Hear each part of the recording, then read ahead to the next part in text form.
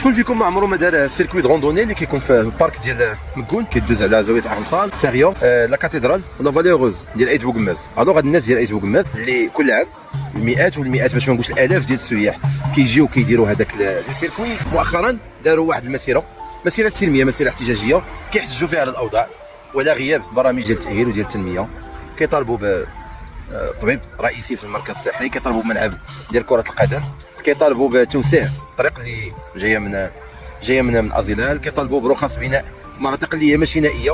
مسيره سلميه، مسيره اللي عطات درس كيفاش انك طالب حقك بلا ما دير الفوضى، بلا ما تهدد الاستقرار ديال البلاد. الغريب في الامر انا بيرسونيلمون ما عمرني ما درت هذاك السيركوي. كيفاش هاد الناس هاد السياح اللي كيمشيو كل عام تما كنشوف انا غير التصاور، كنشوف لي زافي ديال لي زاجونس، كنشوف بانه هيا بينا نمشيو وكيما عمر شي واحد ما تطرق للمعاناه ديال هاد الناس، او لا وصلها عبر دي بوست ولا دي ستوري ما وصلش المعاناه ديال هاد الناس. كيفاش قالكم؟